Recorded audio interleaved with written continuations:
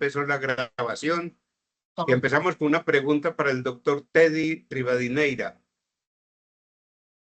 ¿Quién es Teddy Rivadeneira Santana?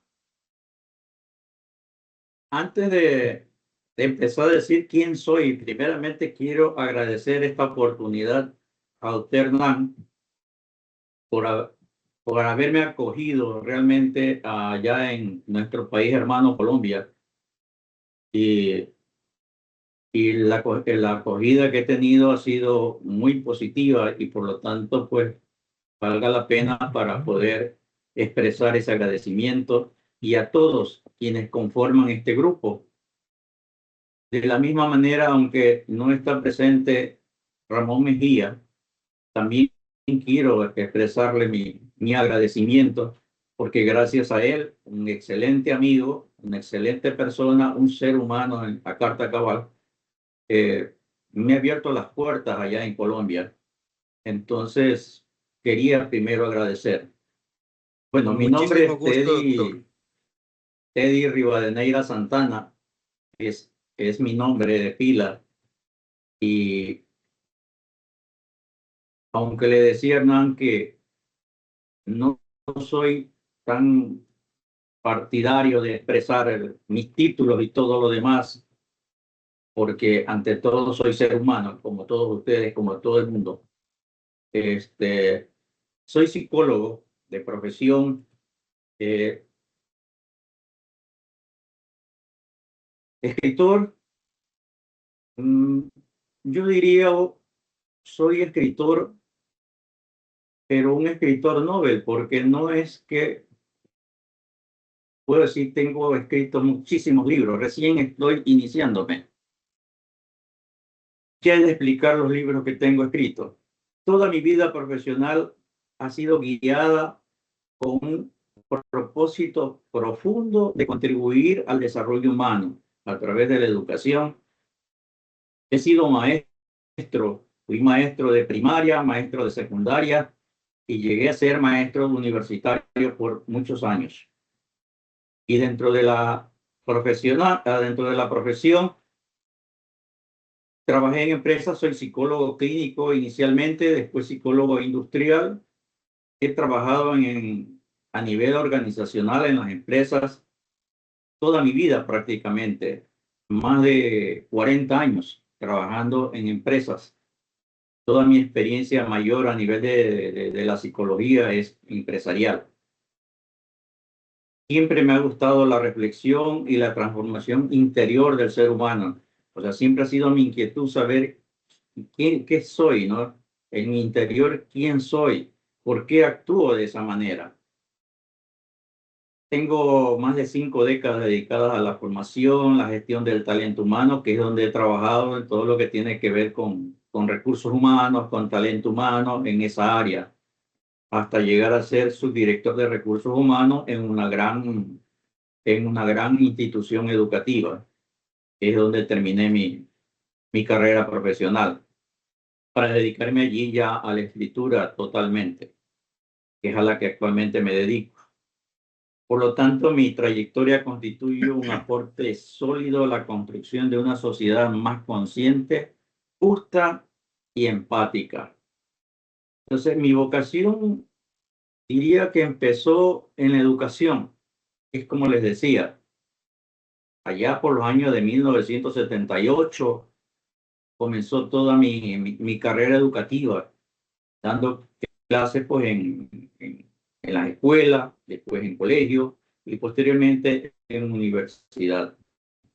Estos años pues realmente marcaron para siempre, yo diría así, que marcaron para siempre mi compromiso con la niñez, con el aprendizaje, con el ser humano, con la dignidad humana. Es un bosquejo realmente de lo que yo soy, contestando a esa gran pregunta, Hernán. Muchísimas gracias. Entonces, ahora entremos a comentar, mi querido doctor Teddy, sobre sus últimas publicaciones y las publicaciones que tiene a la vista. Sí, yo quisiera Yo quisiera empezar este, esta compartición de ideas, porque más que una conferencia, yo quisiera que más bien fuera un coloquio entre todos para conversar sobre este gran tema que me ha preocupado siempre y que se los voy realmente a trasladar. Una de las cosas importantes es que el mundo pide paz a gritos, lanza al cielo siempre su voz, quiero paz, ¿sí? Pero que sea una paz duradera. Eso buscamos todos. Y miren ustedes que esa paz, que esa ansia de paz que empezó desde hace más de 5000 años atrás, yo diría con Moisés, cuando se crearon los 10 mandamientos, cuando Moisés comenzó a crear la Biblia y aparecieron los 10 mandamientos. Yo pienso que allí empieza el ser humano a buscar esa paz duradera que en esos momentos de la historia no había, por eso se buscaba paz, por eso se buscaba algo en que usted pudiera tener fe y confiar y realmente no seguir cometiendo todas las atrocidades que se presentaban en esa época. Y hablamos de la Roma antigua, donde empieza todo esto, ¿no? Y luego después diríamos que otro paso que yo he visto a través de la historia es Jesús. Jesús también buscaba la paz, una paz duradera. Y miren ustedes que Jesús decía en el Sermón de la Montaña, él, él dijo, si uno te abofetea en la mejilla, poner la otra mejilla derecha, preséntale la otra. Pero miren ustedes que esas ideas de paz que tenía, que ha tenido el mundo en sus determinados momentos, no ha llegado. Ha sido una paz efímera. Recordemos también Gandhi, otro líder realmente que consiguió la liberación de su país mediante una revolución pacífica, con paz. Pero imagínense ustedes qué pasó después. Lo mataron, así como mataron a Jesús. O sea, quien busca la paz realmente termina asesinado. Recordemos también dentro de la historia a Sócrates. Sócrates abogó por un mundo basado en la justicia, la verdad y el conocimiento en lugar de la fuerza, no utilizar la fuerza. Pero recuerden ustedes que Sócrates también fue condenado a morir, a beber la cicuta. Entonces miren ustedes todo, todo este historial que hemos tenido a través de nuestra vida, buscando la paz. ¿Y qué dicen ustedes? ¿Tenemos una paz duradera? No la tenemos. La paz que se consigue es una paz efímera. Los estados consiguen alianzas, compromisos, acuerdos, pero son que duran poco tiempo y no hay esa paz duradera. Queremos paz, dice el mundo. Entonces, eh, estamos ante esta situación tan terrible. Les cuento esto porque realmente está dentro de mis motivaciones para escribir y quiero que entiendan la parte de mis motivaciones dentro de este libro, que es el que voy a, a darles a conocer. Y miren ustedes,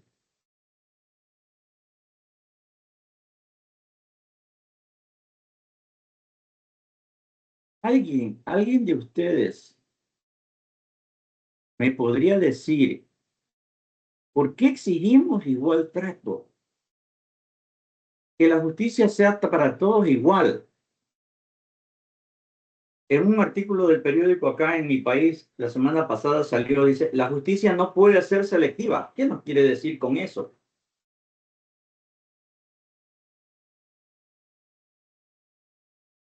¿Alguien me puede decir entonces por qué exigimos que la justicia tenga un trato a todos por igual? ¿Alguien podría decir qué es lo que buscamos los seres humanos entonces? ¿Alguien de ustedes me puede ayudar diciendo Podría con gusto. qué buscamos con esa especie de reclamación que hacemos los seres humanos cuando algo nos pasa, alguien nos está tratando mal? Y decimos, justicia, justicia, queremos que me traten igual que a todos. ¿Qué estamos buscando? Esa es mi gran reflexión en el mundo, en la vida que he tenido. Y he llegado a la conclusión, porque todos somos seres humanos. Y si todos somos seres humanos, tenemos que ser tratados de igual manera. Por eso exigimos la justicia, por eso aparece la justicia. Aunque en el mundo en que vivimos realmente esa justicia no llega. Llega para unos y no llega para los demás. Entonces, por eso exigimos justicia para todos. ¿Por qué? Porque todos somos iguales, porque todos somos seres humanos. Nos exigimos el mismo trato. Otra reflexión. Alguien también me podría decir, ¿cómo se ha sentido usted cuando otra persona le ha dicho que él es mejor que usted? Que él hace mejor las cosas, que tú eres una persona incapaz, que eres incompetente, que su trabajo no sirve, que él es más inteligente que ti. ¿Alguien me podría decir cómo se siente o cómo se ha sentido en esos momentos? Yo no he tenido esa experiencia de haber recibido eso, pero me parece que eso es humillante. Es Y, humillante. y Él cualquier hace, término que empiece por HP se lo diría ahí de frente en la cara. exacto. Produce agresión. El ser humano busca defenderse. Al sentirse humillado, busca agredir, pues también va a defenderse, porque está siendo agredido. Está siendo agredido. Y miren que ustedes, esto de ser incompetente, que es una agresión, la vemos todos los días en los periódicos. El uno ataca al otro de incompetente, el otro viene, le devuelve y también diciéndole que también es más incompetente. ¿Sí? Entonces, ese es el mundo que vivimos, un mundo de ataque y defensa. Publiqué un artículo, me parece, ya lo publiqué hace unos días atrás, o todavía no, estoy en eso, sobre la dinámica que hay en el ataque y defensa. Siempre estamos atacando de una u otra manera y la persona tiende a defenderse. Son cosas de reflexión y que los invito también a reflexionar. Eso es lo que hace mi obra, invitar a reflexionar al ser humano, al mundo, de lo que somos. Miren ustedes, les traigo un tema recién acabo de terminar este artículo. Todavía lo tengo en revisión. Hacia la construcción de una sociedad más humana. Y vean ustedes qué me podrían decir de esta reflexión que hago en este artículo. Por favor, escúchenlo. El ser humano es uno solo, así como el planeta que habitamos. Más allá de nuestras diferencias físicas, culturales o de origen, compartimos la misma esencia. Nacemos, sentimos, pensamos, sufrimos y nos alegramos. Somos una sola especie con múltiples matices, pero iguales en dignidad. Todos buscamos sobrevivir y convivir en este mundo y nadie es superior a otro en ningún aspecto. La idea de superioridad es una construcción social que no existe, ni física, ni psicológica, ni intelectual, ni socialmente. Durante la infancia, miren ustedes, esto es importantísimo. Durante la infancia, los niños no distinguen raza, religión o género, solo buscan relacionarse y jugar. Son los adultos quienes transmiten creencias, normas y estereotipos que el niño aprende como si fuera normal. Así se perpetúan los prejuicios y desigualdades. El desarrollo de una sociedad se basa en la paz y la seguridad. La violencia es el resultado de heridas no sanadas y de estereotipos de superioridad transmitidos de generación en generación, que fomentan la discriminación y el abuso de poder. Una paz duradera se logra cuando se respetan los derechos humanos, se toma conciencia del daño causado a otros, se educa desde la coherencia y se aprenden formas no violentas de resolver conflictos. Esto requiere desaprender estereotipos y avanzar hacia una conciencia social de igualdad, basada en el amor, los valores humanos y una educación que promueva una verdadera cultura de paz. El desarrollo de toda sociedad se fundamenta en la paz y seguridad. La muerte violenta no es nada más que el corolario de una cadena de sucesos de venganza como producto de heridas abiertas que cicatrizan, pero nunca se cierran, mediados por una serie de estereotipos de superioridad que culturalmente son transmitidos de padres a hijos, donde cada quien cree sentirse más superior al otro, que cree que tiene el poder de lastimar, discriminar, humillar, intimidar, dominar y hasta de arrebatarle la vida. Y aquí viene lo interesante porque en todo artículo, además de la reflexión, yo pongo qué solución podemos darle. Una paz duradera puede lograrse, primero, cuando todos los derechos humanos se cumplan. Segundo, cuando el ser humano tenga un alto grado de conciencia del daño, dolor y sufrimiento que causa a otros seres humanos. Tercero, cuando la educación a través de la familia, padres, instituciones educativas, organizaciones, empresas públicas y privadas, logre desterrar estereotipos de superioridad que tanto padres y maestros sean congruentes entre lo que dicen y lo que hacen. Cuando el ser humano decida resolver sus conflictos internos y controlar sus impulsos que lo inducen a ser una persona violenta. Esto implica un proceso gradual que involucre el desaprender los estereotipos de superioridad que conlleven a la evolución de una conciencia de superioridad a una conciencia social de igualdad entre los seres humanos, construir una sociedad basada en el amor y en los valores humanos, proceso que no sería factible sin una educación que transmita bases sólidas de una nueva cultura de paz, valores humanos y estereotipos de igualdad. ¿Qué, qué reflexión podemos sacar de todo esto realmente? Si todos somos seres humanos, ¿qué pasa con nuestro mundo realmente? Y esas son las motivaciones. No sé si tiene usted alguien que decir algo. Sí, doctor Teddy.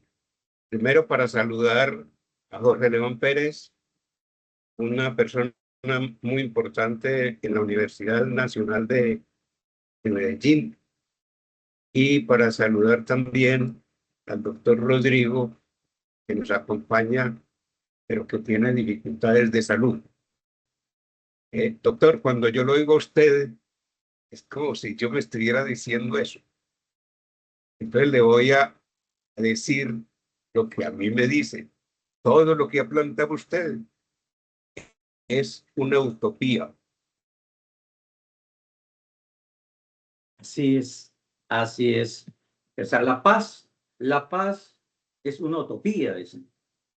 Pero yo planteo realmente que si pensamos de esa manera, que la paz es una utopía, entonces no luchemos por la paz. Cuando nosotros empezamos a luchar por la paz, desarmamos esa utopía para poder buscar los mecanismos para poder lograrlo. Pero lo importante es encontrar la raíz de todo esto. O sea, ¿qué es lo que pasa con la violencia del ser humano para que deje de ser utopía? Y eso es lo que yo planteo en mi libro, a través de la educación. O sea, tenemos que lograr algo a través de la educación, porque si no, el mundo seguirá como está. O sea, no hay cambio. Miren ustedes, les estoy hablando desde Moisés. aunque la violencia empieza desde mucho más antes, desde hace más de 10.000 años atrás, ¿sí? En la época neolítica. Todo eso lo planteo en mi libro.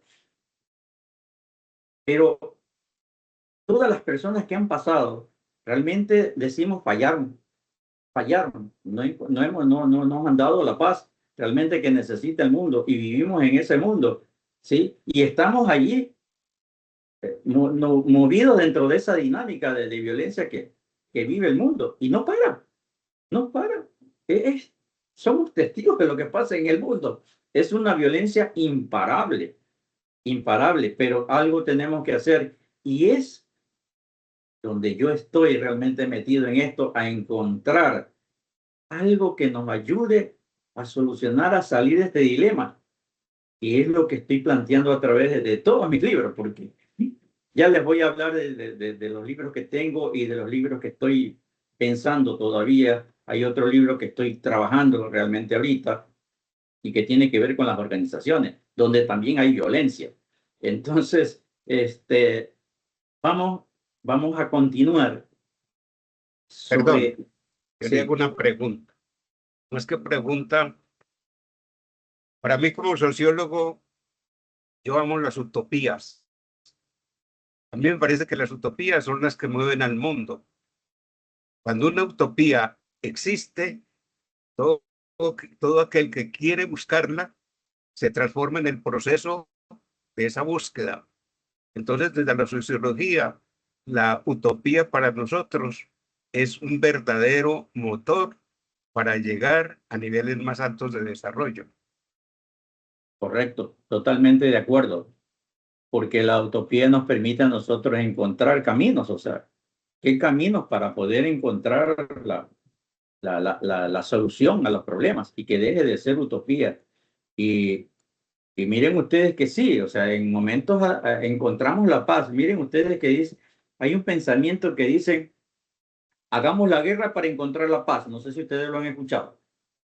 Hagamos la guerra para encontrar la paz, pero la paz la encontramos en un grupo y los demás, o sea, hago la guerra, mato gente y ese grupo está en paz, pero ¿y el otro grupo cómo queda? Sus sentimientos, su ira, su venganza, va a continuar. Es un ciclo. La violencia es un ciclo. Y allí está dentro de ese ciclo, está la ira, está la venganza, ¿sí? Para que se vuelva a repetir el ciclo. Porque yo no me quedo lastimado. A mí me lastiman, me humillan, pero yo no me quedo. Y si yo ataco, la otra persona también se siente atacada y también me va a atacar. O sea, ese es el ciclo de la violencia. Algo que ya se planteó desde el siglo XIX, que ya se veía esa parte del ciclo de la violencia. Pero yo he llegado un poco más allá de ese ciclo de la violencia, porque había que encontrar la raíz. No solamente el ciclo de la violencia, que es lo que hace que simplemente decir, ya, el ser humano nace así, nacemos así. Y por lo tanto, si yo soy violento, es porque nací violento. Y yo eso le transmito a mis hijos y mis hijos van a ser violentos. Pero soy violento yo, soy violento mi papá, soy violento mi abuelo y los demás. O sea, todo el mundo, la violencia ha venido desde más de 10.000 años atrás. Entonces, mire ustedes, hay que encontrar una razón de ser a todo esto. Y es a lo que yo me he dedicado realmente. Y allí están mis motivaciones, que es a donde yo iba en estos momentos. Hay cuatro ejes que me han movido para poder trabajar en este tema. Primero, que la violencia interminable que atraviesa el mundo.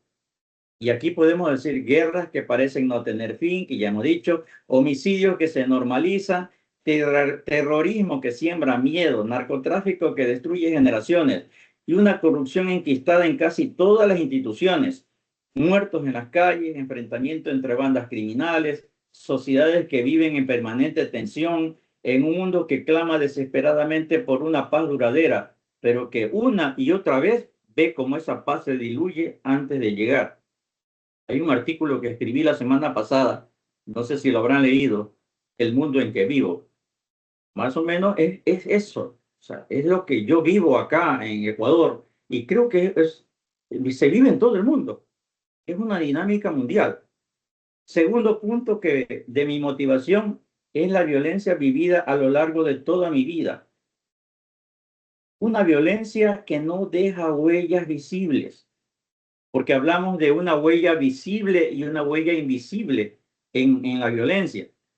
Pero hay violencia que no siempre deja huellas visibles, pero que cala muy hondo en el hogar, en la escuela, en el colegio, en la universidad, en los espacios laborales, el bullying, las humillaciones, abusos de poder y una violencia silenciosa que se disfraza de normalidad dentro de las organizaciones y estructuras sociales. Experiencias que moldean creencias, limitan el potencial humano y nos condicionan la forma de que nos relacionamos con nosotros mismos y con los demás.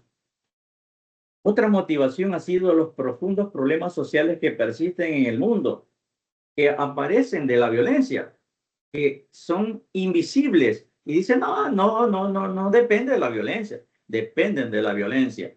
Tenemos la pobreza extrema, la mendicidad, personas obligadas a dormir en las calles y alimentarse de la basura, familias destruidas. Miren ustedes, acá en nuestro país, según estadísticas, el 50% de los matrimonios se divorcian al año, al año. El 50% se divorcian. Ahora, ese resto de 50% que todavía existe, pero que tienen problemas, pero no se divorcian. Violencia intrafamiliar, abandonos de los hijos, migraciones forzadas y millones de seres humanos viviendo sin oportunidades ni esperanza. Realidades que reflejan un sistema desconectado del valor esencial de la vida humana. Y eso lo viven ustedes. Y gracias porque he leído los artículos que publica Hernán.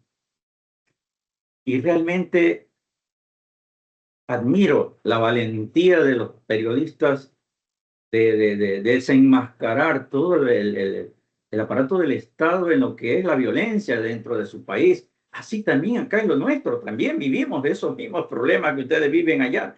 Y reclamamos, la gente reclama en los periódicos a diario. Gente está reclamando y está diciendo la realidad de lo que se vive.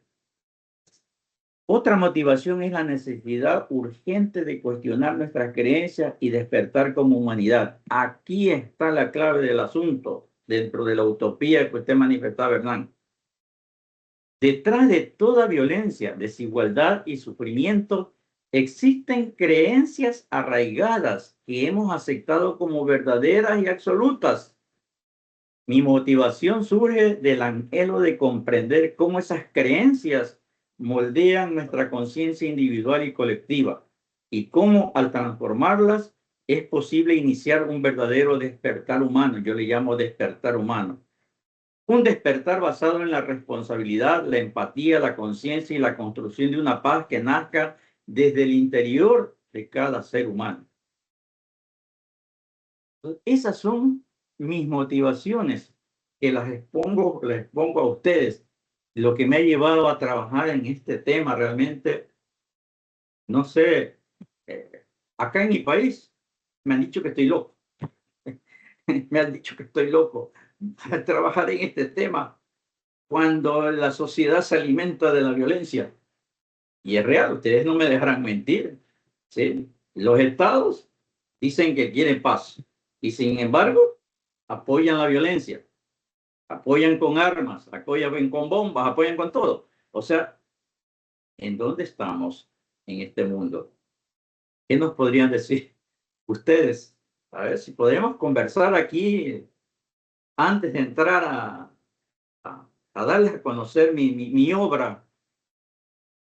Yo no digo obra literaria, mi obra escrita que tengo, ¿sí? Y hacia dónde marchan para dejar de ser una utopía. Es mi propósito, es mi propósito. Ojalá no esté loco, como dicen, me dicen acá que estoy loco escribiendo sobre estas cosas, pero yo pienso que hay que hacerlo, hay que hacerlo. Así como ustedes desenmascaran esas verdades de sus pueblos, de sus estados, de su país, ¿sí? yo estoy desenmascarando algo que vive todo el mundo. ¿Sí? A lo mejor los estoy haciendo dormir con mi presentación. Está interesante. ¿Usted quiere que le hagan unas preguntas? No sé si podrían hacer preguntas o espera, voy a compartir la parte de los libros que tengo, Es- mi obra. No sé si antes quisieran hacer algunas preguntas sobre lo que he dicho, ¿no? Sobre mi pensamiento. El que quiera hacer una pregunta lo puede entonces hacer. O seguimos con la exposición. Eh, Jorge León, adelante.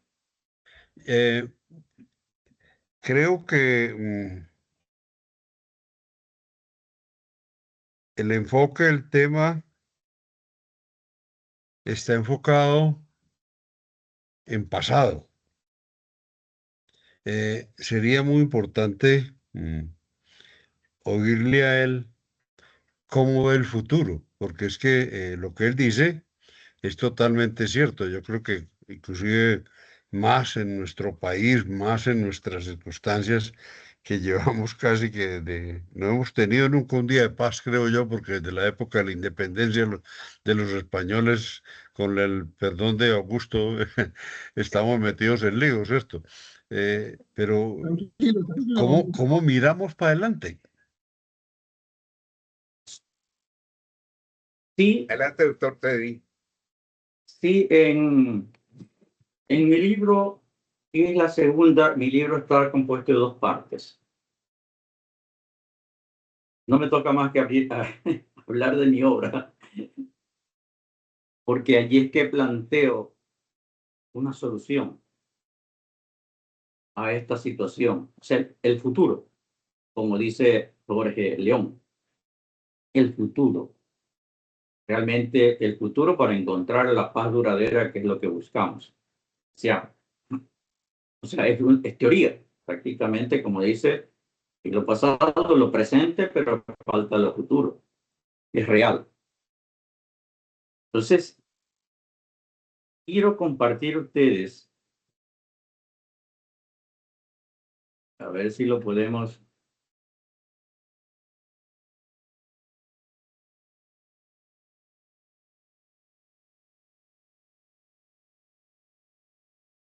Aquí, aquí está. Aquí, ¿sí lo ven? Sí, perfecto. Esta primera parte sigue siendo, como dice el pasado, ¿no? Pasado, porque aquí tenemos una estadística de todas las víctimas que ha dejado la violencia en toda la historia de la humanidad. Más de 400 millones de víctimas que han habido en toda la historia de la humanidad. Estos datos son hasta 2023. Hasta el 2023. Según la Organización de las Naciones Unidas, que estaba revisando, aquí no está lo del 2024, el 2023, porque ahí terminé de escribir mi libro. En cuanto a investigación bibliográfica de toda estadística de víctimas.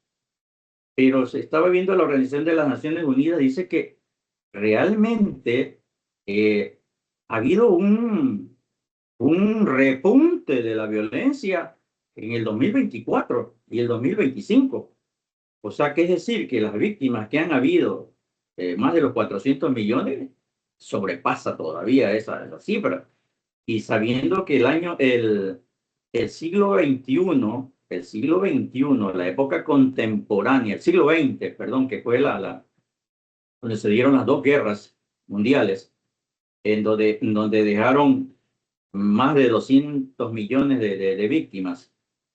Aparentemente, el mundo iba a mejorar, iba a cambiar con la Organización de las Naciones Unidas después de la Segunda Guerra Mundial. Pero la ONU nos dice ya ahora en el 2025 que el 2024 ha habido un repunte de la violencia. O sea, que ha superado la violencia que existió en los años anteriores. Por lo tanto, vemos allí este cuadro estadístico que nos da más o menos una realidad del, de la cantidad de víctimas que hay. Esto en víctimas físicas. No hablamos de las víctimas psicológicas, de la violencia psicológica, de la violencia invisible, porque la violencia psicológica es la violencia invisible y es la que tendría, yo digo, más de 400 millones de víctimas más en violencia invisible. ¿Sí? Bueno, vamos al... Este es el libro central, porque por el que he trabajado desde hace algunos años. El poder de una creencia y el despertar humano. Este libro de aquí tiene dos partes. Tiene dos partes. La primera parte es el poder constructor y la segunda parte, perdón, la primera parte es el poder destructor y la segunda parte es el poder constructor.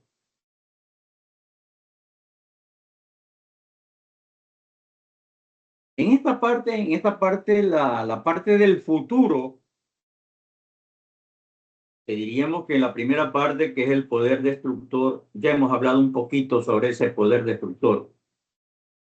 Pero en la segunda parte, que es el poder constructor, allí hablamos realmente de qué es lo que podemos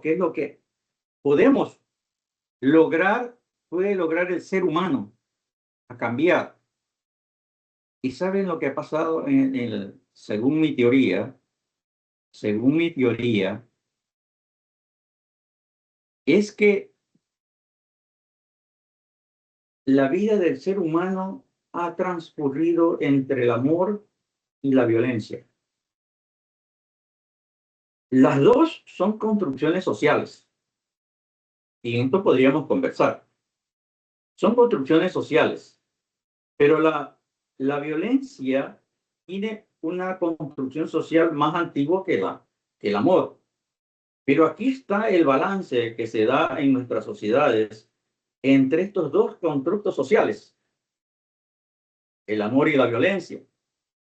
Si hay más violencia, el amor no llega al ser humano, porque la violencia impide, es una barrera para que el ser humano pueda amar a otra persona, porque en el momento en que alguien ataca, yo no puedo amar a esa persona. Entonces, si hay más violencia, hay menos amor. Entonces, mi teoría es de que este ingrediente que es el amor, que lo construimos a base del vínculo afectivo que tenemos con nuestros hijos, ¿sí? Tanto papá y mamá, porque aquí hay otro factor que es que influye muchísimo, que yo hablo de un vínculo afectivo incompleto, porque el mayor vínculo afectivo lo tiene la madre, ¿sí? El padre en menor proporción. Entonces, ese vínculo afectivo que mantiene el padre y la madre con el niño es el que va a proporcionar, es el que va a dar la capacidad del ser humano para poder amar. Si eso falla, que está fallando, eso es lo que está fallando en este mundo, ¿sí? Entonces la violencia no va a ceder. Entonces tenemos que trabajar en este sentido, desde la parte educativa, porque aquí intervienen otros factores que tienen que ver con la creencia de superioridad que la estuvimos conversando del ser humano. Entonces, mientras nosotros no mantengamos un nivel entre la violencia y el amor, la violencia va a ser imparable. Entonces, los estereotipos de superioridad que manejamos los seres humanos desde que uno es pequeño, ¿sí? Los padres nos van introduciendo esos estereotipos de superioridad. Entonces tenemos que cambiar esos estereotipos de superioridad por estereotipos de igualdad, que es lo que exigimos. ¿Qué exigimos? Por ahí empecé la presentación. Exigimos justicia, exigimos igualdad. Pero ¿qué pasa? El ser humano está de acuerdo a los patrones de poder y autoridad. Repetimos, estamos repitiendo. Por eso que ni las ideologías ni los cambios ideológicos dan resultado, porque lo que se hace es repetir esos patrones de autoridad que nos implantaron desde pequeño. Ser superior a otro, ser mejor que otro. Entonces, en ese momento, el ser humano entra en conflicto, porque nadie quiere ser inferior a nadie. Ese es mi libro central. Yo escribí este primer libro, está aquí, Huellas de Violencia. Este lo escribí primero, porque fue el resultado de todo un proceso de investigación de la violencia que ha habido en el mundo durante toda la historia de la humanidad. Allí vamos a encontrar realmente toda esta historia de violencia que tuvo el ser humano desde la época neolítica, según los estudios que se han realizado. Entonces, eso representa huellas de violencia. Y el segundo libro es este, que es el que ya lo tienen en las manos Hernán. Entiendo que nos podría decir algo sobre este libro. Ramón Mejía también lo tiene, que se lo he enviado. Nos podría decir también algo sobre este libro.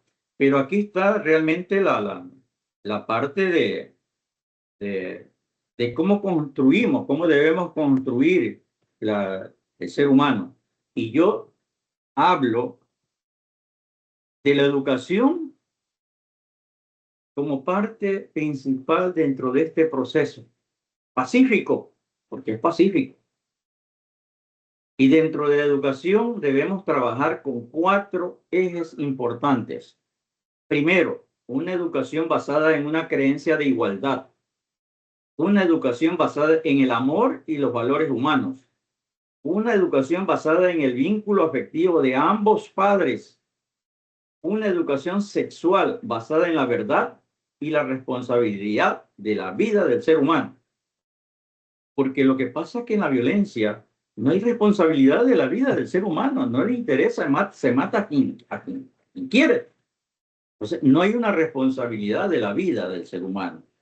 Entonces, esos 4 ejes son fundamentales para poder aportar en algo a reducir, por no decir a eliminar, porque no creo que de la noche a la mañana vayamos a lograr esto, pero sí podemos empezar a trabajar en esto para poder dejar un legado realmente de un cambio profundo dentro de la dinámica de la violencia. ¿Alguna pregunta? ¿Quién quiere hacer alguna pregunta? Doctor Teddy, en su libro yo encontré esto que me llamó la atención. La raíz de la violencia no se encuentra en los genes del ser humano. No tiene origen biológico. Ningún ser humano nace violento, por una parte.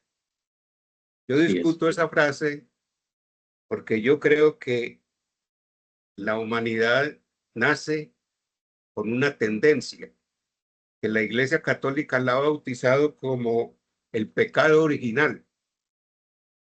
Yo pienso que ahí hay una tendencia. Y lo otro que también no estoy de acuerdo con ello, la violencia no se hereda genéticamente, sino que responde a factores contextuales del entorno. La violencia es un fenómeno específicamente humano, producto de la cultura. Y la violencia animal. En el animal no hay violencia. Los animales, como hizo sus estudios Darwin, ¿sí?, que a partir de ahí se desata una serie de cosas.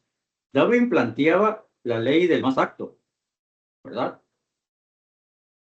Darwin no habló de la violencia animal, porque los animales se rigen por una ley natural, ¿sí? Ellos no atacan para matar, no atacan por matar, atacan para defenderse atacan para defender su territorio, ¿sí? Atacan para alimentarse, no es violencia. Cuando entra la parte de violencia, es en la parte que usted realmente lo trabaja muy bien, la parte ética. El ser humano pasa eso en la ética. Y en el momento en que interviene la ética, en el momento en que los seres humanos, sea por evolución o creación del ser humano, ¿sí? Entró la parte de la conciencia y la razón, parte del raciocinio, ¿sí? Entonces nosotros no deberíamos, pues, matar porque me da la gana o matar por venganza. El animal no mata por venganza. El animal no mata porque tiene iras, ¿sí? El ser humano sí lo hace, y lo hace a veces a sabiendas, sabiendas. ¿Pero por qué? Porque el ser humano, hay seres humanos que nosotros no tenemos la responsabilidad por la vida del otro ser humano, no consideramos la vida, no nos importa la vida del otro ser humano. En el momento en que no le importa la vida del otro ser humano, en ese momento, pues, se termina la vida como ser humano, ya no es ser humano, ¿sí? Ya deja, aunque la esencia es ser humano, pero realmente, ¿de qué le ha servido ser un ser humano si no se relaciona con los seres humanos como tiene que ser? Entonces, sí, o sea, la parte de lo que usted plantea, la parte religiosa, la respeto muchísimo. Yo también soy católico, ¿sí? He leído esa parte también de allí, el pecado, el famoso pecado original, ¿sí? Pero también es creencia, ¿ya? Sigue siendo una creencia. Creemos en eso, tenemos fe, pero vemos que los estudios que se han realizado eh, hace muchísimos años, mire usted que la ONU, la Organización de las Naciones Unidas, a finales del siglo XX,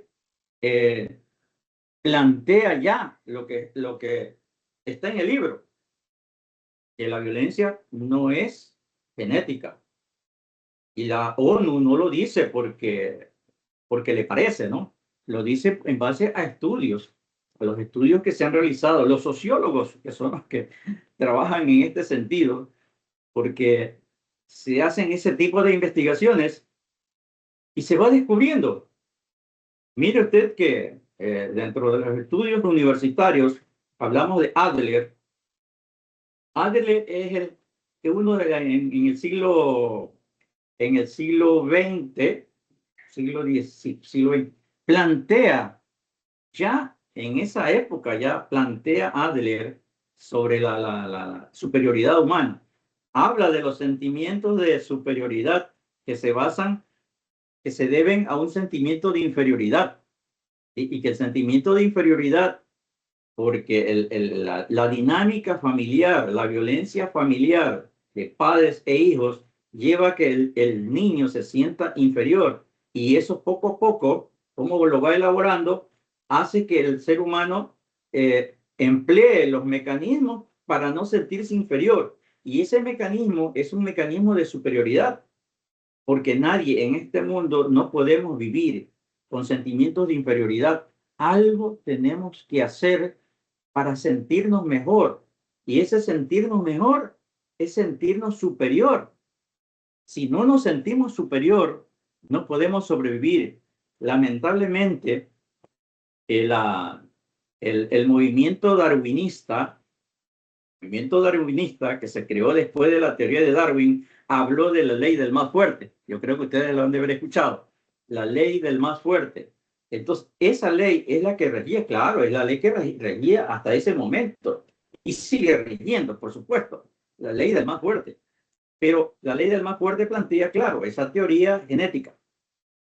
Nacemos así y por lo tanto, pero el manifiesto de Sevilla, que la ONU lo publicó, lo promulgó, ¿sí? Ya establece realmente que la violencia no es de carácter genético. Entonces, basado en esos estudios que se han hecho, es donde yo también planteo, porque yo también creo que Si nosotros creemos que la violencia es genética y que decir yo nazco ya violento, ya no podemos hacer nada. Eso es lo que se ha planteado siempre. Ah, no, es que ya no podemos hacer nada porque yo nací, así soy. Y así dicen algunos. Es que así soy, yo ya no voy a cambiar. Sí, sí, basado en eso, no hay aprendizaje, pues. O sea, el aprendizaje se basa en que el ser humano ha aprendido a ser violento. Hemos aprendido a ser violentos y lo hemos aprendido desde que hemos estado en el vientre materno. Desde ahí lo aprendemos, porque aunque parezca mentira, los estudios que se han hecho a ese nivel han demostrado que las hormonas que genera, porque el ser humano genera hormonas, no es que nacemos violentos, nacemos con hormonas, ¿sí? Y esas hormonas comienzan a liberarse, ¿sí? Y una de ellas, esa hormona, es la oxitocina, ¿sí? La adrenalina, ¿sí? Y que en base a la vivencia, a la historia del individuo, es que esas hormonas se van desarrollando, se van generando este tipo de aprendizajes, permite el aprendizaje. Entonces, vemos allí que el niño comienza a aprender esas conductas violentas desde que está en el vientre materno, porque siente las vibraciones de lo que pasa en su exterior cuando discuten el papá y la mamá, o cuando el papá la golpea, ¿sí? Entonces, comienza ese aprendizaje desde allí. Entonces, la violencia comienza a ser aprendida y la vamos recreando, ¿sí? Al transcurrir de los años la vamos recreando, unos más, otros menos. Y lo que va cambiando en el transcurso de nuestra época, de nuestro tiempo, de nuestra historia, es la forma de violencia. Porque no es lo mismo la violencia de alguien que humilla de alguien que mata. Al que mata ya la violencia es una violencia ya extrema, ¿sí? Pero es en base a eso lo que yo planteo, ese entre el amor y la violencia. Si nosotros hacemos, ¿qué es lo que Jesús quiso implantar? El amor, ¿sí o no? El amor. Jesús quiso implantar el amor. Por eso dijo, si me dan un bofetón en la mejilla, en una mejilla, pues demos la otra, por amor. Y con eso pretendíamos que paralizara la violencia, que ya no haya violencia, pero no fue así, ¿verdad? Entonces, por allí es la... Doctor, para que resumamos y demos campo para el foro en esta media hora siguiente.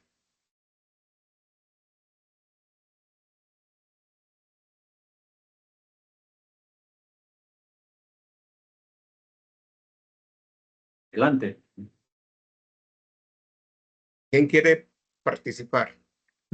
Yo voy a participar. A ver, Pues, Augusto. Esto no lo, Me alegra muchísimo. Es de las pocas cosas que no sabe Hernán. Esto. Yo hice un estudio sobre la violencia y un debate profundo sobre la violencia, en el cual estuvo, por cierto, Luis Javier Vélez estuvo en el debate, ¿no? Un debate de 2 horas sobre la violencia, ¿no? Entonces, bueno, saqué muchísima información de pensadores para empezar. Yo tenía mis ideas sobre por dónde venía el problema de la violencia, ¿no? Pero saqué muchísimos, estudié, leí muchísimos pensadores. Yo les voy a decir, por ejemplo, Foucault, frases que ellos han dicho, frases, por ejemplo, Foucault dice, se ha afirmado que en un mundo completamente racional no existiría la violencia. Y dice, falso. Por ejemplo, estudié también a Arendt, a Walter Benjamin, a Hobbes, con la necesidad, que eso es otro ramal que podríamos hablar, la necesidad de que el Estado, la necesidad de un Estado para evitar la violencia, justamente. Y cuando él pensaba así. Y por ello, la justicia, por ejemplo, la igualdad o la fraternidad son temas que en el fondo están cubriendo la violencia. La justicia no está tan claro que no sea un modo represor justamente de violencia contra la violencia. Es una cosa muy interesante, ¿no? Y violencia genera violencia. Exactamente, para eso es la justicia, porque la justicia es violenta, es para reprimir, digamos, ¿no? Por ejemplo, Hahn, que dice, ¿quién le pone los cascabeles al gato? La violencia persiste, solo cambia de cara. Esto es Byung-Han, ¿no? El premio. Hobbes, les he dicho, hay un se refiere personaje que es muy posiblemente a las interesante. formas de violencia, ¿no? Cambia de cara, Claro, las formas de violencia. ese es justamente el punto que yo quiero llegar al final, ¿no? Hay un filósofo español que se llama Melich, el catalán, lógica de la crueldad, dice, esto es interesante para Teddy, ¿no? Donde desmonta la ilusión de vencer el salvajismo con la cultura, pues considera que ella misma genera crueldad al ser excluyente con los otros. Yo le voy diciendo cosas que son interesantes. Luego hay un pensador que lo estudió muchísimo, que se llama Weil, no Simón, se llama Eric Weil, ¿no? Entonces, este puso el punto de referencia de la violencia en el miedo. O sea, el miedo está en el trasfondo de todo lo que genera violencia. Y a partir de ahí yo ya empecé a, o sea, esto era como el preámbulo de todo un estudio y demás. Y bueno, lo que dijo antes, la cuestión que dijo antes Hernán sobre el ADN, no es exactamente, diría yo, la visión esa. O sea, yo lo que pienso, lo que yo he llegado a la conclusión es que es el sistema. El sistema es el que es violento per se. Y como sistema violento per se, todo lo que somos patrones del sistema, o sea, una persona, una planta, lo que busca solamente es supervivir. Y esa supervivencia genera el miedo. Y necesariamente va a haber violencia siempre. Hay un tema muy interesante, también dándole la razón a Teddy en este caso, ¿no? Yo creo que le resulta interesante, es el de Bertrand Russell. Porque Bertrand Russell sí que decía que la única forma de acabar con la violencia era con la educación. Y efectivamente es un buen camino. La educación es un buen camino, pero jamás va a acabar con la violencia, porque la violencia es la supervivencia. Lo que nosotros, y ahí es donde viene la mirada que cada uno tenemos, porque nosotros estamos mirando desde el punto de vista de la ética, de lo humano, pero eso no es la realidad de la naturaleza. O sea, nosotros, entonces, dividimos lo que es nuestro pensamiento sociológico con la realidad del sistema. Pero la realidad del sistema impregna todo. Es decir, cuando dicen de cooperación, hablamos, yo siempre lo he dicho, Margulis, ¿no? Margulis, cuando hablaba de la cooperación, de la simbiosis, de la cooperación, y Margulis hablaba de eso, yo siempre lo iba a ser un plato de verdura. Y para comerse un plato de verdura ha tenido que arrancar las plantas, ha quitado vida.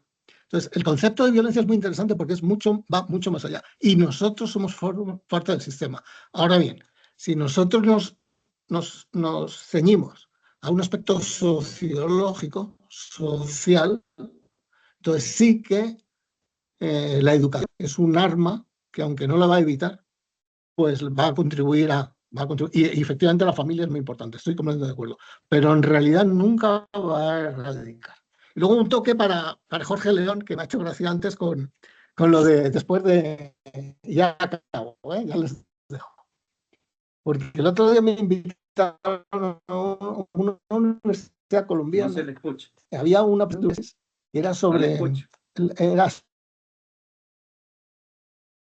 No se le escucha. Augusto, se te perdió la voz y la imagen quedó fija. Adelante. Ya me oí, ¿no? Ya me oí. Bueno, entonces se trataba de cómo los taínos o precursores de los taínos, previos a los taínos, pues trataban con el mar, vivían en la naturaleza y tal, y era todo muy pacífico, y de estas hay varias tesis, ¿no? Y hablaban de ello y tal. Y luego se me ocurrió a mí entrar en la historia de los taínos, y resulta que los taínos efectivamente no eran tan violentos, pero era guerra tras guerra la que tenían dentro. Es decir, que incluso por delante, bueno, los taínos ya son del neolítico, ¿no? Pero desde los cazadores y vamos a la primatología, la violencia existe.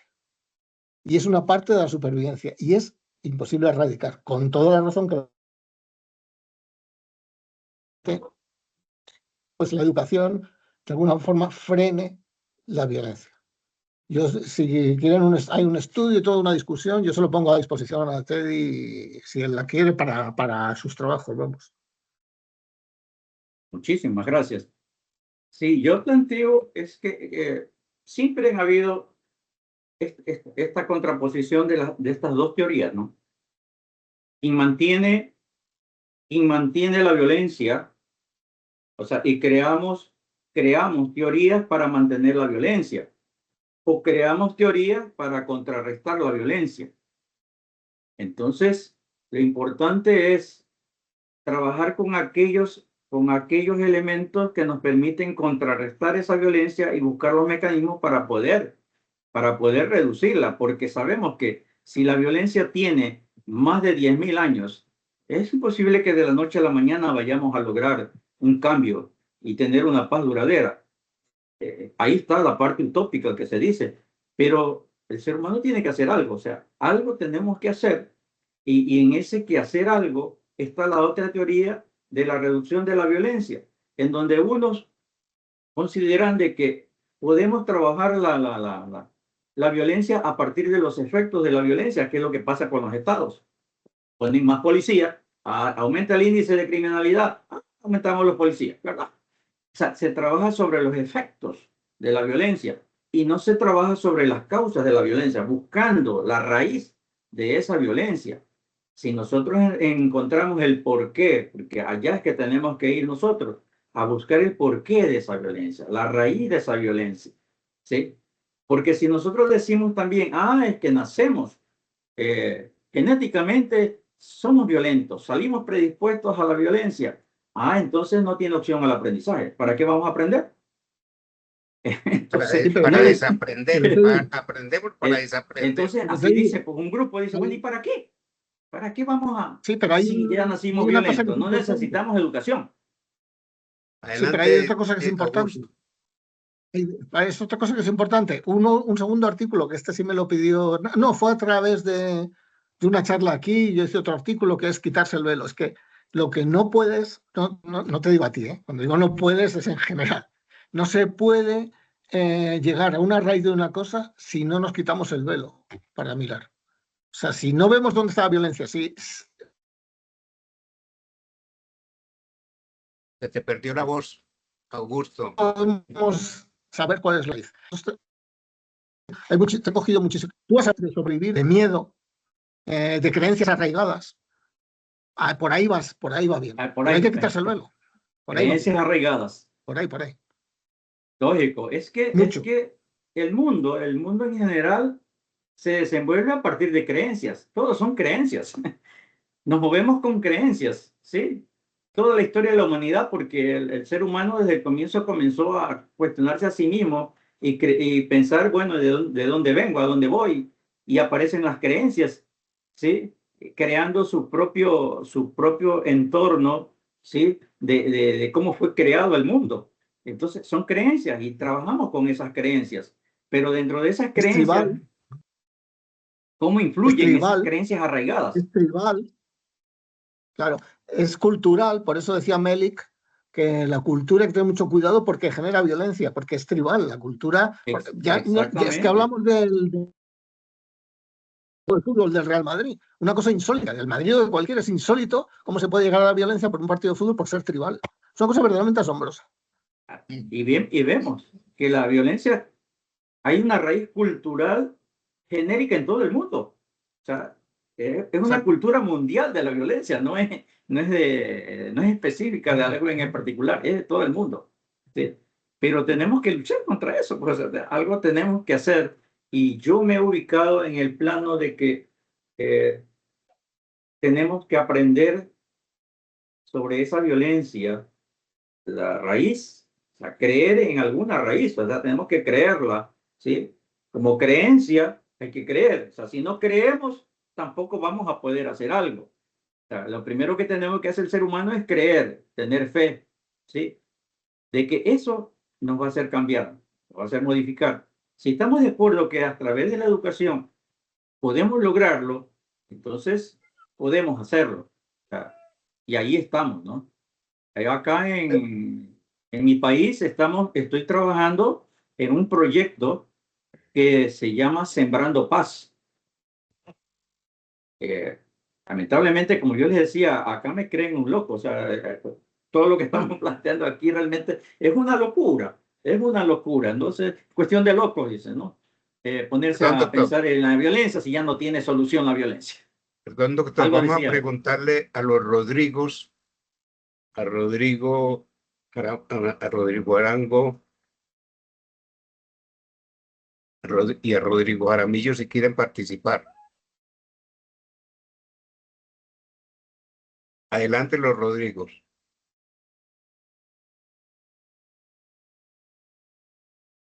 Mientras me contestan, Jorge León, ¿tienes algo para opinar?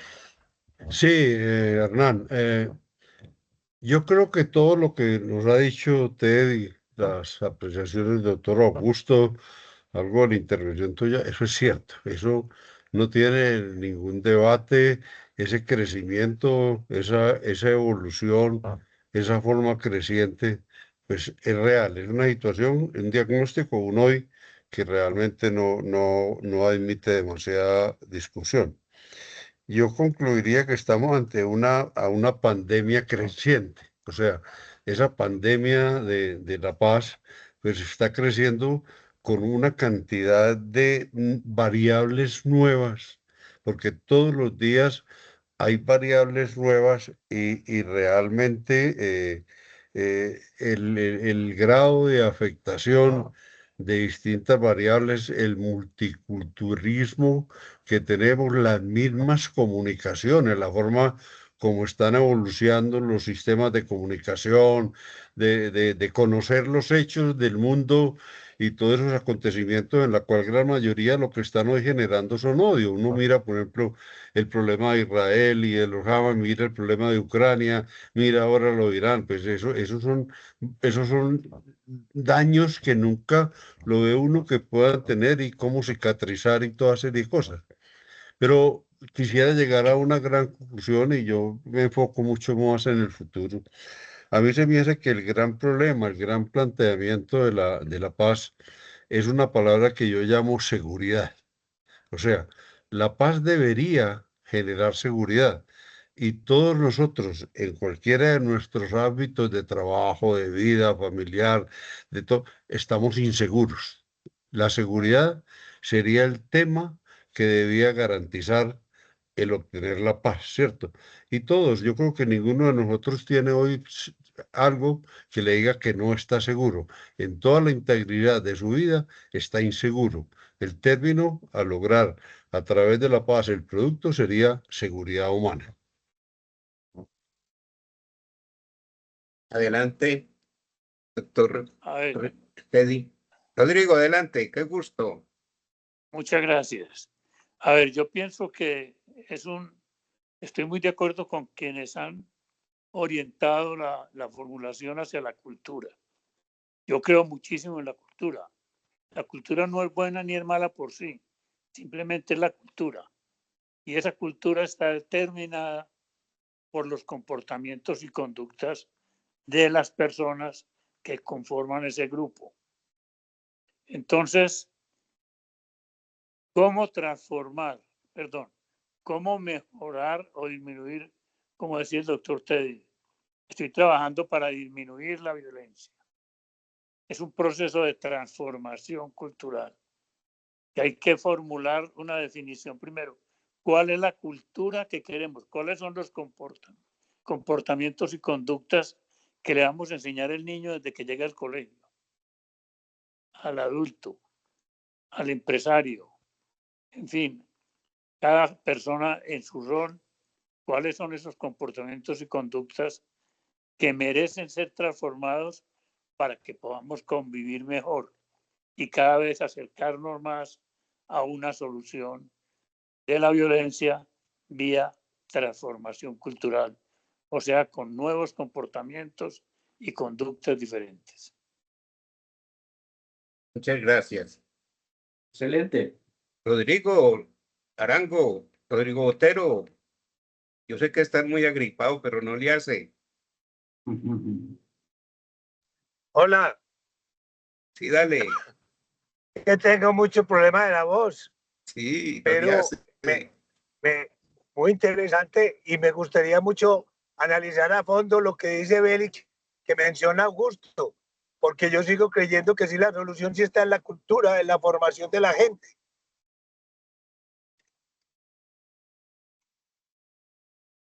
¿Algo más? Yo pienso que a través de la educación podemos lograr mucho. Yo le decía que acá estoy en un proyecto de Sembrando Paz, proyecto que tiene que ver con la educación a padres, con la educación a maestros, con la educación a jóvenes, porque vemos que en los jóvenes también tenemos muchos problemas. Ustedes saben que la,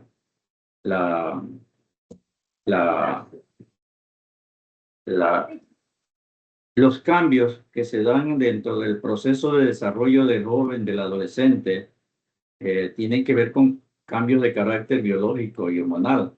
Y realmente se habla mucho del sexo. Y el sexo es lo que mueve al ser humano. De él nacemos de una relación sexual. Pero los chicos, en donde hay que tener un control sobre esa relación sexual, los chicos motivados por ese creciente desarrollo hormonal que se tiene a esa edad, todos hemos pasado por esa etapa hormonal, no vemos pues las consecuencias, no se analizan las consecuencias, porque nosotros sabemos por experiencia que cuando pensamos solamente en el sexo, nos olvidamos de todo, nos olvidamos de las consecuencias, nos olvidamos de las responsabilidades y todo lo demás. Entonces, como que falta allí en los jóvenes esa parte de educar a esa juventud en la responsabilidad de la vida del ser humano. Porque ¿qué pasa? Que un par de jóvenes se juntan, tienen sexo, queda embarazada y chao, adiós, y no pasó nada para el hombre que actúa, para el chico que actúa primitivamente, ¿sí? Dejó embarazada a la chica y se desapareció. ¿Cómo queda ese niño, esa criatura? Es lo que sucede en nuestro mundo. Entonces, ¿cuánta gente, cuántos seres humanos están desafectados por la presencia del padre? El padre no está presente. ¿Sí? Entonces, y el vínculo afectivo entre el padre y la madre es crucial en el desarrollo del niño. ¿Sí? Es crucial porque si bien es cierto que la madre es la que proporciona los cuidados y todo lo demás al niño mientras el papá está trabajando, pues, decimos así, está trabajando correctísimo y trabaja por el bienestar de la familia. Sin embargo, el tiempo que dedica a la familia es escaso. El tiempo que dedica a la crianza del niño es escaso. Y por eso yo hablo del vínculo afectivo incompleto. Dentro de la familia hay un vínculo afectivo incompleto. En el momento en que ese vínculo sea completo entre el padre y la madre, que le den todo lo que necesita ese niño en cuanto a afecto, porque aquí incluye muchísimo y parece la parte cultural que hablaba Augusto de lo racional. El ser humano pensó primero que era parte racional, nada más, el cerebro. Y acá, y los afectos, los sentimientos, es ahora, a partir del movimiento, de los movimientos y de los enfoques humanistas que hay, en donde se ha comenzado a pensar, a razonar que realmente tenemos un sistema límbico reticular en nuestro cerebro, que es el que se encarga de las emociones y los sentimientos, ¿sí? Y nos preocupamos ya por las emociones y sentimientos, ya no solamente lo racional, sino también la parte afectiva, que es la que nos está haciendo falta en el mundo. Si no trabajamos a nivel de educación en esa parte, en la responsabilidad del ser humano, en la responsabilidad de la vida del ser humano, porque hombre y mujer debemos saber que si procreamos un hijo tenemos toda una responsabilidad de la vida de ese ser humano. Entonces, la educación es fundamental. Y por eso hablo de esos 4 ejes fundamentales en los que se habría que trabajar en la parte educativa. Y sobre todo en las creencias de superioridad. Desde pequeño le decimos al niño que tú tienes que ser mejor que fulano. Nuestra religión es mejor. Nuestro país es mejor que tal. Y miren ustedes lo que pasa. La guerra entre los estados es por demostrar que uno es mejor que otro. Yo soy más potente, yo soy mejor estado que ti. ¿Sí? Y en los seres humanos pasa así, individualmente pasa lo mismo. Yo soy mejor que ti, yo soy más inteligente que ti. Entonces, eso es superioridad. Y esos estereotipos de superioridad son los que transmitimos al niño desde pequeñito, les vamos transmitiendo. Yo soy hombre, yo soy mejor que la mujer, ¿sí? Yo tengo más derechos que la mujer, ¿sí? Y por eso la humillo, le hago lo que quiera a la mujer, porque la mujer vale menos y eso, de eso se va dando cuenta el niño, ¿sí? Y eso es que hace después, replicar. Cuando ya es adulto, comienza a replicar. Primero lo combate, porque comienza una rebelión contra los padres, contra todo lo que existe, las normas que existen, que el padre ha dictado. Pero después, cuando ya es adulto, va a hacer lo mismo. Replica lo mismo que hicieron sus padres. Porque es lo que aprendió. Es lo que aprendió. Y lo mismo ocurre con los estados. Los gobiernos comienzan a replicar lo mismo que aprendieron. Por eso pienso yo y digo que las ideologías no han solucionado el problema porque replican todo ese poder y autoridad que han aprendido y vuelven a hacer lo mismo, por más que me digan socialista, comunista, capitalista, todo es lo mismo, porque van a hacer lo mismo. Perdón, nos quedan 5 minutos de reunión y aquí hay un chat de Rodrigo Otero que nos dice, muy interesante la tertulia, me da mucha dificultad hablar y debo evitarlo. Muchas gracias. Doctor Teddy, ya para entrar a las conclusiones finales, usted habla de 5 ejes 4 ejes. para... ¿Ah? 4 ejes. 4 ejes. ¿Cuáles son los 4 ejes? Primero, una educación basada en una creencia de igualdad. Una educación basada en el amor y los valores humanos, es la segunda. La tercera, una educación basada en el vínculo afectivo de ambos padres. Y la cuarta, una educación sexual basada en la verdad y la responsabilidad de la vida del ser humano. Perfecto. Muchas gracias.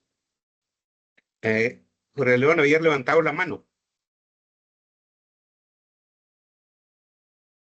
No, Hernán, antes la borré. Yo creo que felicitar al doctor, a ti, Hernán, Augusto, me parece que es un tema de una sensibilidad muy grande. Muchas gracias. Yo quisiera también concluir con una frase muy pequeña. Esa transformación se logra con el ejemplo. Algún viejo amigo, le preguntaba yo si creía que el ejemplo era la mejor forma de cambiar las cosas en la vida. Y me decía, no es la mejor, es la única. Y Totalmente. ese amigo se llamaba Gustavo Gallón Izaza. Totalmente de acuerdo. Totalmente de acuerdo. Lo que pasa... Sin embargo, esa afirmación, Rodrigo, también tiene sus excepciones. Por ejemplo, el padre que es borracho y el hijo que no sigue ese ejemplo. Mal ejemplo. El padre que es muy sano y sus hijos lo pervierten en las malas compañías. Cierto. Entonces, perfecto. A ver. Déjame un detalle, Hernán. Adelante, sí. Adelante, Augusto. Se me dio una cosita antes, que hay una estadística por ahí que me parece que ha aumentado Jorge, que la violencia estaba aumentando, y una estadística del año 24 y 25 que había aumentado la violencia. Y el comentario es, ojo, porque hay un problema ya de materias primas que faltan. Entonces, por ahí puede venir el aumento de violencia. Nada más que eso. La guerra por el agua, la guerra, todas esas cosas pueden devenir. La paz, hemos visto que es una utopía. La paz hay que buscarla como una verdadera utopía, que sabemos que no se va a alcanzar, pero hay que trabajarla. A pesar de que sabemos que la utopía no se logra, en ese movimiento hacia adelante, buscando la utopía, se van logrando. La paz se logra a través de por la vía de la educación. Sin embargo, tampoco puede ser tan contundente esta afirmación, porque hemos visto a raíz del ejemplo cómo gente muy educada, se vuelve corrupto. Tenemos los casos de muchos empresarios que, habiendo sido formados en las mejores escuelas y aún en las escuelas religiosas o en las universidades religiosas, sin embargo, no dejan de ofrecer al servidor público las coimas para poder obtener su ventaja. Entonces, la educación sí, es un arma, es un instrumento. Pero para sembrar la paz, yo creo que hay que ir, porque esto tiene tantas raíces como ramas. Para ir buscando la paz, hay que ir viendo esta rama dónde está saliendo. Por ejemplo, en Medellín tenemos la experiencia de que los muchachos de 16 a 20 años suelen ser objeto de sicariato. Entonces, esos muchachos que están siendo sicarios, se interviene en esa rama que salió. ¿Por qué hay sicariato? Por muchas cosas, por muchas razones, pero se trabaja con esa rama y se logra hacer que esos muchachos sicarios vuelvan al buen camino. Entonces, la educación ayuda, pero la educación no la podemos así generalizar, sino encontrarle camino para cada fenómeno que se nos presenta. Vemos que la guerra está siendo dada por el ejército.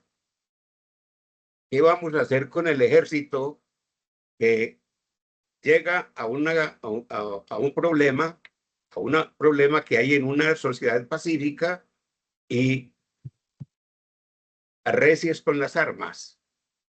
Entonces hay que coger al ejército y hay que enseñarle, porque esa es una rama muy importante donde se genera violencia, donde se puede generar paz. Bien, ¿algún otro comentario final para concluir? Bueno, muchísimas gracias por su presencia. Muchísimas gracias, doctor Teddy. Mire mi chat, porfa. Sí, ya lo leí. Mejórate, Rodrigo. Aquí hay otro chat de Rodrigo. La paz universal es utopía, pero la paz individual y de comunidades relativamente grandes es no solo posible, sino real, incluso evidente. Esa frase final resume mucho lo que hemos traído aquí en esta reunión. Muchísimas gracias a todos por su presencia y hasta otra oportunidad. Yo creo que hay Muchas gracias a todos. Una cosita más. Lo importante también es, y si somos capaces de lograr esa paz individual, podemos proyectarla hacia una paz social. Porque si nosotros cambiamos internamente, podemos participar en un cambio social. Siempre nosotros estamos esperando que los demás cambien, pero yo no cambio. En el momento en que yo cambio, ¿sí? Cambio mi interior, soy capaz de proyectar hacia los demás ese cambio. Muchísimas gracias. Y hasta la próxima. Rodrigo, que te mejores. En la próxima ocasión Ponte vamos a tener a la directora de FENALCO hablándonos sobre el plan democracia. Es un plan muy interesante porque va dirigido concretamente a empresarios y a capacitar empresarios para que participen en la política. Eso ya está previsto para el mes de marzo.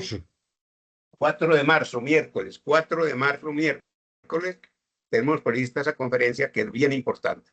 Hasta luego, pues. Muchas gracias nuevamente. Un abrazo a todos. Un cordial Muchas gracias. saludo a todos y gracias. Hacen bien. Un abrazo para todos. Chao. Chao.